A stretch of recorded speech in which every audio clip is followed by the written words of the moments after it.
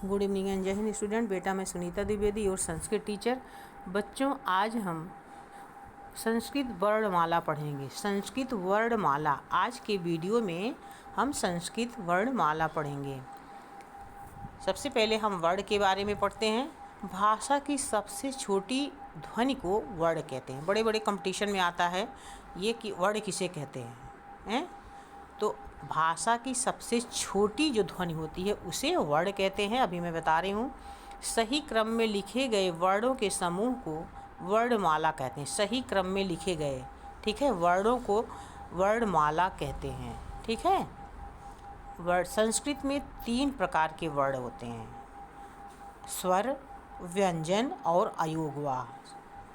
स्वर, व्यंजन और अयोगवाह। तो स्वर किसे कहते हैं? जिन वर्णों को बोलने के लिए दूसरे वर्ण की सहायता न लेनी पड़े उसे क्या कहते हैं? उसे स्वर कहते हैं। जिन वर्णों को बोलने के लिए दूसरे वर्ण की सहायता न लेनी पड़े उसे क्या कहते हैं? उसे स्वर कहते हैं। अभी मैं आगे समझा रही हूँ। और स्वरों की संख्या 13 होती, जिन्हें 3 वर्गों में बांटा गया है संस्कृत में। देखिए अब यहाँ पे आपने अभी परिभाषा देखी कि जिन वर्णों के बोलने के लिए दूसरे वर्ण की सहायता नहीं लेनी पड़ती। मतलब जैसे आ हम बोले तो अ जो हम बोल रहे हैं वही लास्ट में भी ध्वनि निकल रही है ना। ई लास्ट में भी ई का उच्चारण हो रहा है। ऊ लास्ट में भी ऊ का उच्चारण हो रहा है, जो हम बोल रहे हैं, जो हम पढ़ रहे हैं। ऐसे री,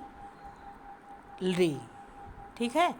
और इसमें ये ह्रस्व स्वर है। स्वर में ह्रस्व स्वर, दीर्घ स्वर और संयुक्त स्वर होते हैं। तो दीर्घ स्वर क्या है? आ है, इसे आम, आ। बड़ी ई यानी दीर्घ ई, दीर्घ ऊ, दीर्घ री, ठीक है। अब संयुक्त स्वर क्या होता है? जैसे ए, ऐ, ओ, औ, ये सब संयुक्त स्वर हैं, ठीक है। अब व्यंजन आदि, ये हम व्यंजन के बारे में पढ़ते हैं। जिन वर्णों के उच्चारण में स्वर की सहायता लेनी पड़े उसे व्यंजन कहते हैं। अभी देखिए, हाँ पहले मैं आपको बता दूं, वो एक उदाहरण देके फिर हम पढ़ते हैं, ठीक है। जिन वर्णों के उच्चारण में स्वर की सहायता लेनी पड़े, जैसे अभी मैं बोलूँ क, आप भी बोलिए मेरे साथ क।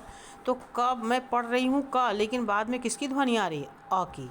ऐसे ख पढ़ रहे हैं तो आ का उच्चारण लास्ट में आ रहा है ना।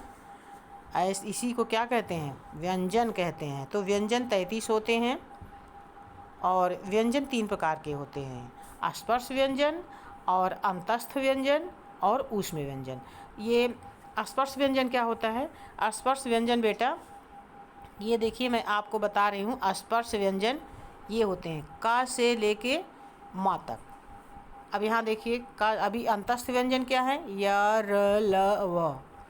और ऊष्म व्यंजन क्या है? श, स, ह। अब ये अभी मैं आपको बताऊँ स्पर्श व्यंजन होता क्या है। स्पर्श व्यंजन ये देखिए का से मा तक। अब इसमें देखो का वर्ग जो लिखा है, का वर्ग में क्या क्या आता है?